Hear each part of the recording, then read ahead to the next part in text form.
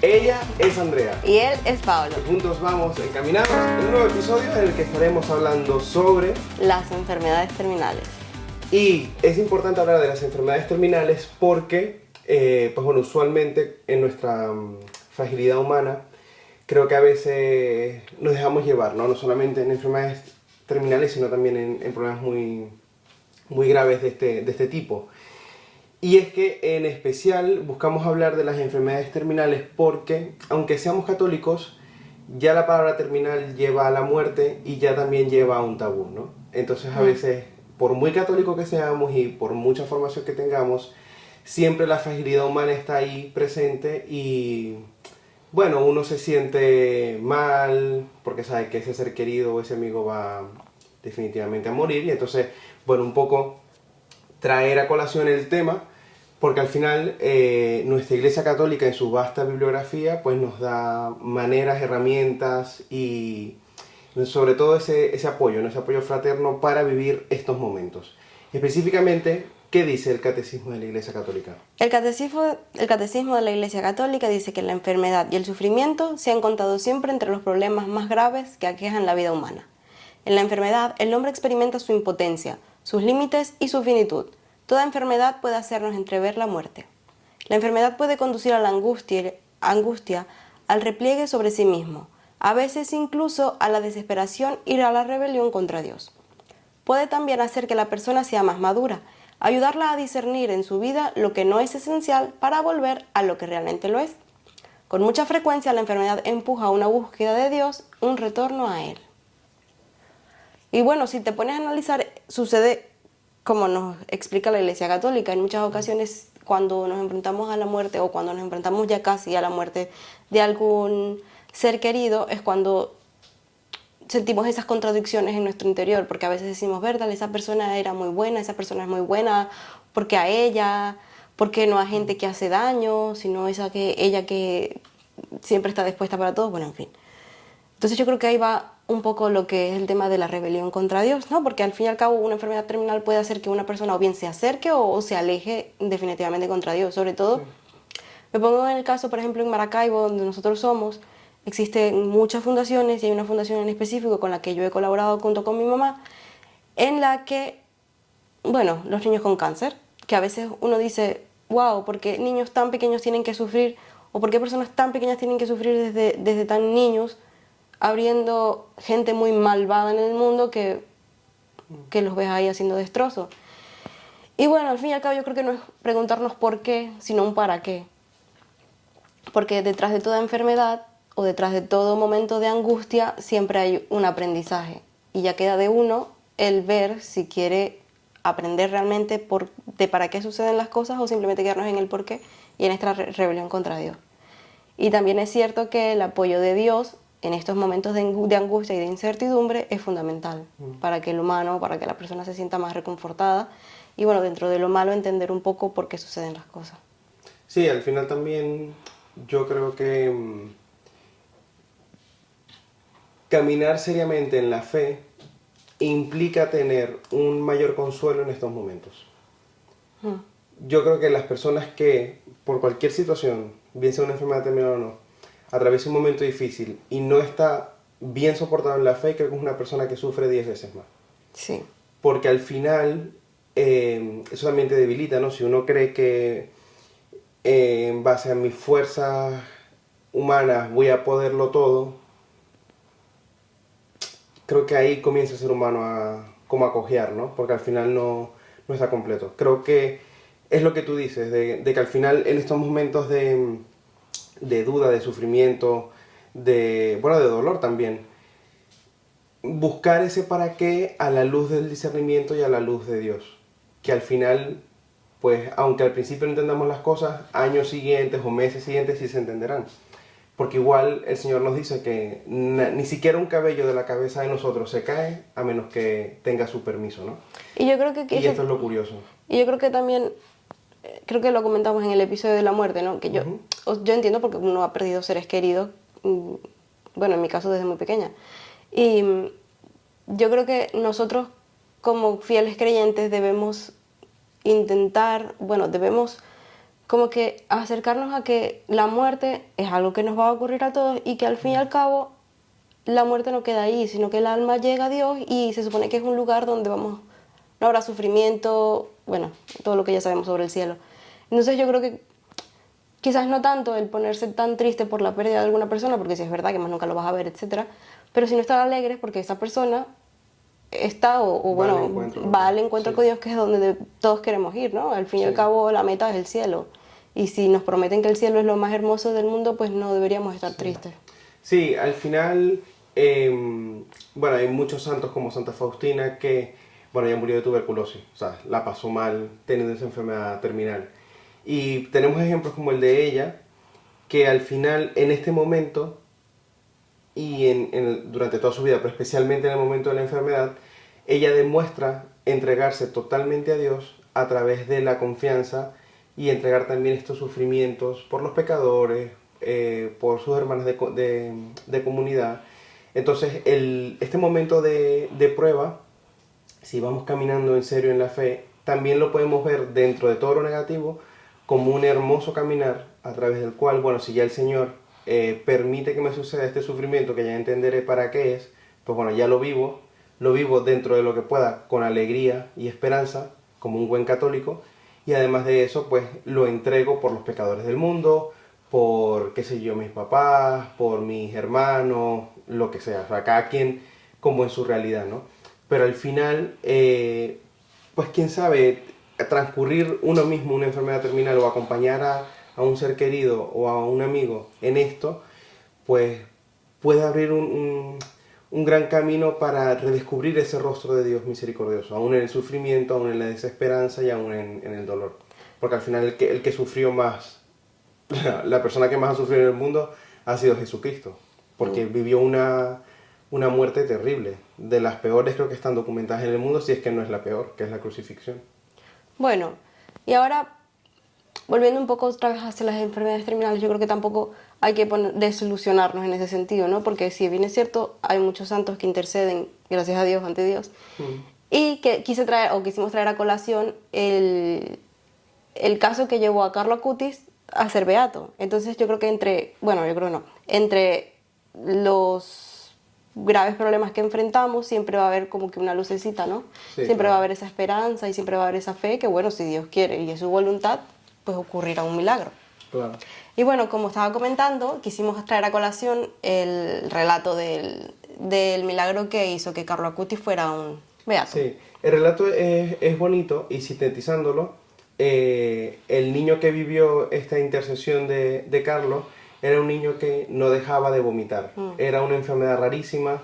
Y Bueno, el yo estaba niño leyendo que era una vomitaba enfermedad, todo el tiempo. era una enfermedad crónica que tenía algo en el páncreas y todo lo que comía o bebía lo vomitaba. Y un día en la iglesia a la que, bueno, fue con su abuelo, que estaba la reliquia del beato, en ese entonces de Carlo Acutis, estaban haciendo la bendición con la reliquia y se ve que el niño le pregunta al abuelo que por qué tenía que pedir. Y el abuelo le dice para que dejes de vomitar. Entonces, claro, el niño al fin, que creo que tenía 10, 12 años, no sé, bueno, pide eso y dicen que inmediatamente dejó de vomitar. Claro. Bueno, y ahí también se ve la comunión de los santos y cómo si pedimos con fe, pues al final los milagros también se pueden dar. No a través del santo, bueno, no lo hace el santo, corrijo, sino a través del santo que lleva esa oración a Dios y Dios es el que hace el milagro. Es que yo me imagino que ese momento, no hablando ya espiritualmente, está como que Carlo Acutis ahí, el niño llega, le pide y va Carlo Acutis a Dios y le dice, mira, que el niño dice esto. Y Dios dice, bueno. Sí, pues, puede ser algo así gráficamente hablando, sí. Bueno, así me lo imagino yo. Y así, bueno, muchísimas cosas, porque también, claro, habría que investigar a fondo a lo mejor esa familia, ¿no? Ese milagro que representó para esa familia. Volver a mirar a Dios si estaban alejados, o agradecer porque nunca habían agradecido, o sea, y la misma vida de ese niño. La vida de ese niño, ahora que está más grande, va entendiendo muchas cosas que le pasaban en ese momento, y después de esa curación, pues seguramente ya camina más profundamente en la fe después de esa vivencia. Porque claro, si es una enfermedad crónica, igual por muy niño que sea, No, bueno, igual es que el sufrimiento, por no puedan, quizás no entienden muchas cosas, pero igual sufren, y al fin y al cabo. Exacto. Y bueno, entonces, ¿qué enseñan los católicos sobre las enfermedades terminales?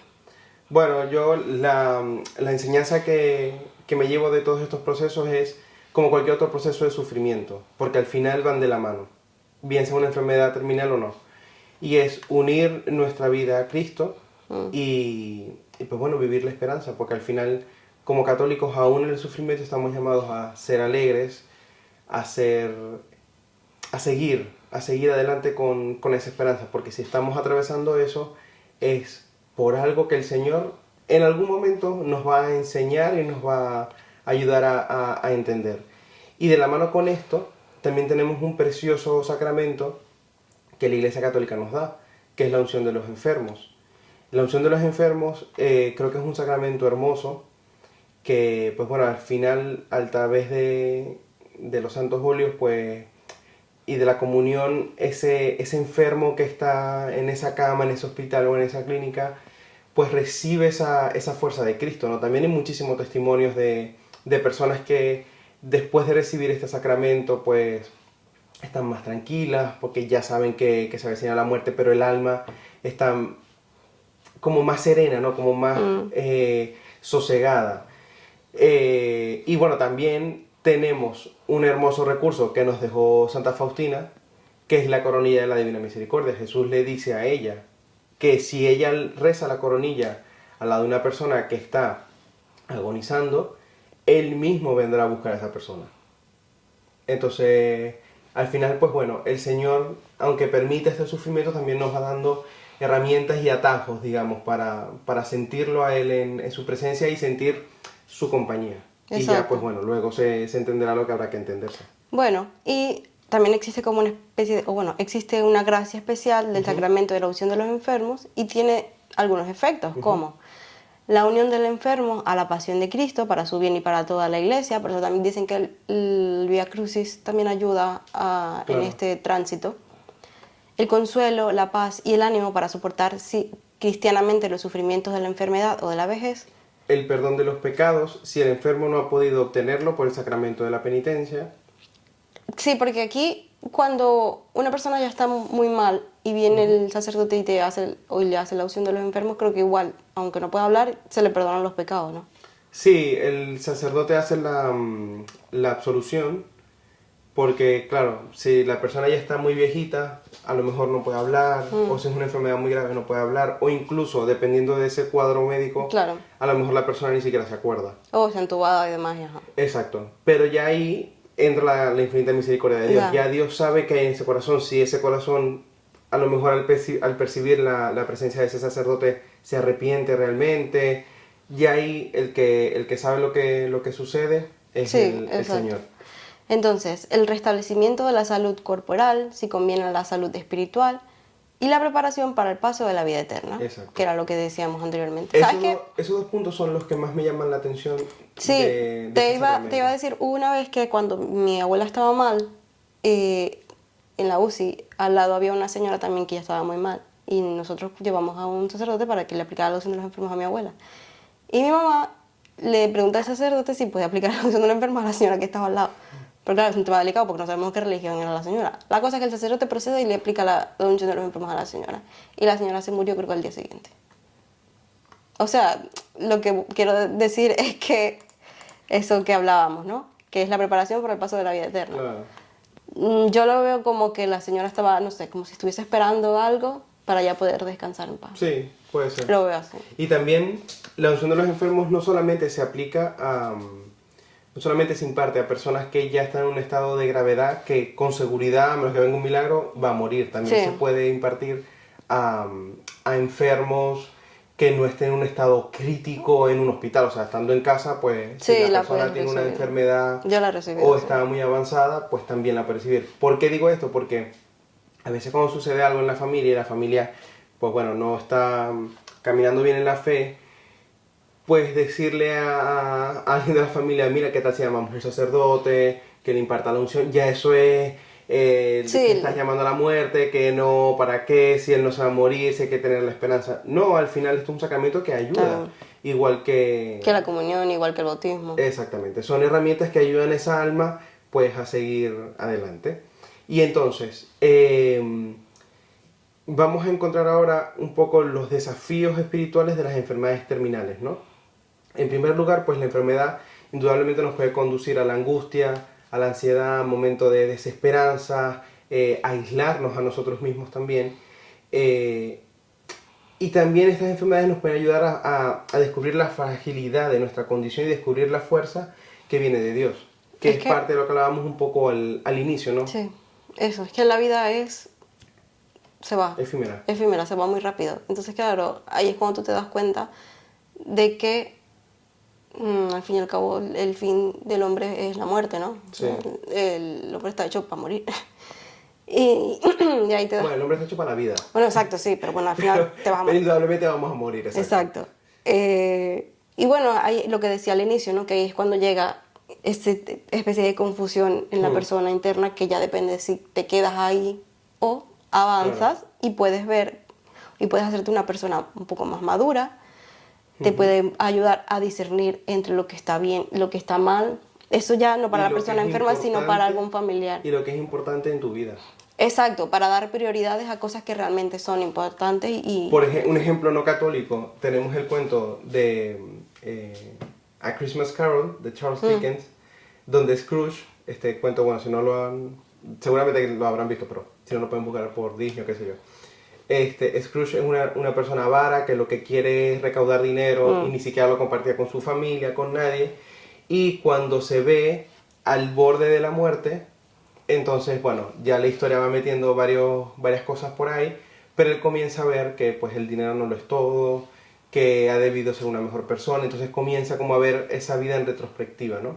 Sí, es que ahí te das cuenta que la vida es tan frágil que empiezas a tomar ese tipo, bueno, es lo que decíamos, o bien te quedas en lo malo y en la rebelión contra Dios y en la ansiedad y demás, o te das cuenta que le puedes sacar un beneficio, si lo quieres ver así. Bueno, es que por lo menos a veces que vemos una persona famosa en redes sociales o en televisión que tiene cáncer, a veces cuando la enfermedad comienza ya como a hacer estragos en esa persona, se ve un antes y un después en esa persona. Nosotros lo hemos visto en la televisión venezolana, por ejemplo, que antes de la enfermedad la persona, bueno, tenía ciertas características, ahora es una persona más dócil, que valora más las cosas pequeñas, e inclusive valora y aprecia poder tomarse un café.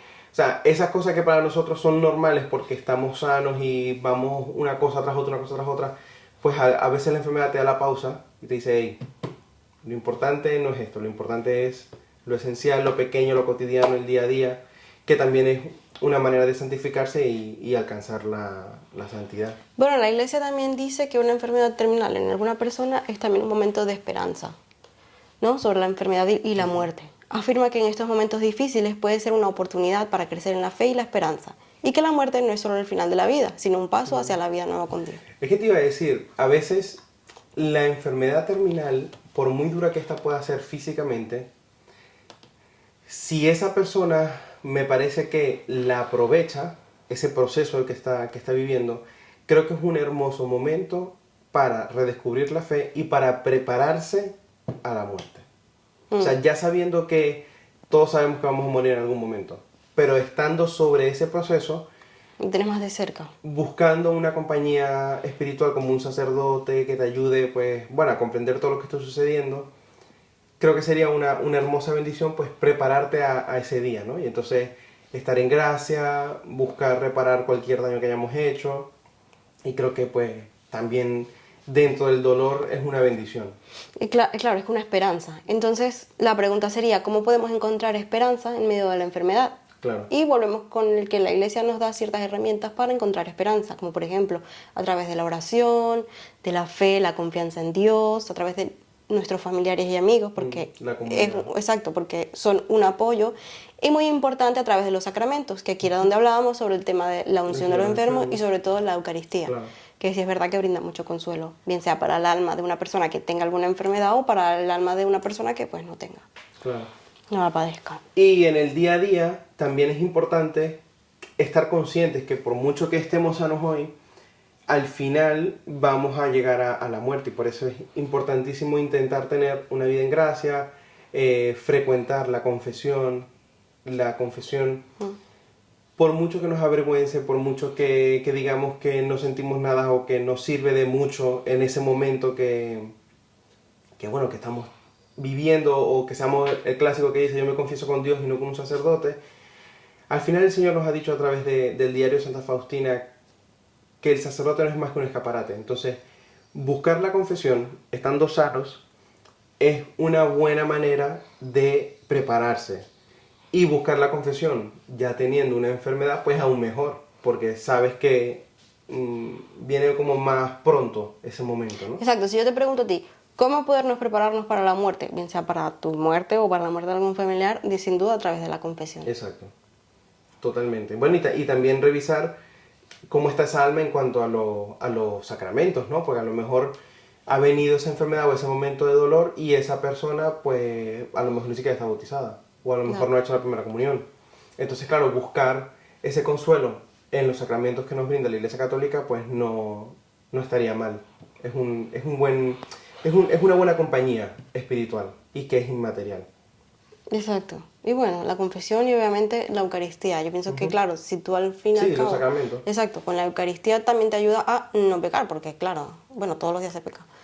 Pero es como una fuerza que te da... Y también es importante destacar aquí en este punto, o sea, ya que hablamos del punto de vista personal, ¿no? También nosotros que podemos acompañar a un ser querido en ese proceso, pues recordar las obras de misericordia. De nuevo, el Señor nos dejó a través del diario de Santa Faustina 14 obras de misericordias que, sin lugar a dudas, nos ayudan a nosotros mismos y ayudan al hermano. Por ejemplo, las obras de misericordia corporales: visitar a los enfermos, dar de comer al hambriento, dar de beber al sediento, dar posada al peregrino, vestir al desnudo, visitar a los presos, enterrar a los difuntos. Y, por último, las obras de misericordia espirituales serían enseñar al que no sabe, dar un buen consejo al que lo necesita, corregir al que se equivoca con humildad, perdonar al que nos ofende, consolar al triste, sufrir con paciencia los defectos del prójimo y rezar a Dios por los vivos y por los difuntos. Aquí por lo menos yo destaco de las 14 obras de misericordia y que se puedan un poco unir más a este tema que hablamos de enfermedades terminales, ¿no? En primer lugar, visitar a los enfermos, sin lugar a duda. Dar de beber al sediento, yo lo tomaría desde un punto de vista espiritual, de los sacramentos, ¿no? Corregir al que se equivoca con caridad, que puede ser difícil, pero igual a lo mejor esa persona que está transitando ese momento pues no comprende o dice lo que no debería decir, y bueno, ahí debería estar la corrección fraterna. Y sobre todo, llevar a esa persona, acompañarla a que busque perdonar ya que está en ese proceso terminal, ¿no? Que ya, pues bueno, termine de buscar sanar lo que queda en ese corazón. Y finalmente, pues sufrir con paciencia los defectos del prójimo. Creo que también va de la mano, porque acompañar o cuidar una persona que esté, sobre todo si son ya muy viejitos, se sabe que no es fácil. Pero bueno, hay que sufrir con paciencia los defectos del prójimo y dar el apoyo que se pueda dar. Y bueno, queremos terminar con una reflexión que dice así: la vida es el tiempo de las elecciones decisivas eternas. Las elecciones banales conducen a una vida banal. Decisiones grandes hacen grande la vida. En efecto, nos convertimos en lo que elegimos. Si optamos por Dios, somos cada día más amados. Y si elegimos amar, somos felices. Gracias al Papa Francisco por esta hermosa reflexión. Pues bueno, ha estado muy interesante el episodio de hoy. Creo que podemos seguir ahondando en este tema.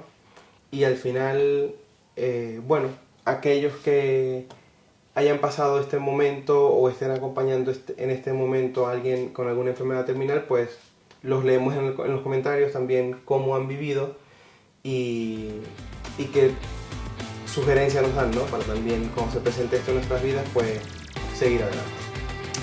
Bueno, y eso es todo por hoy.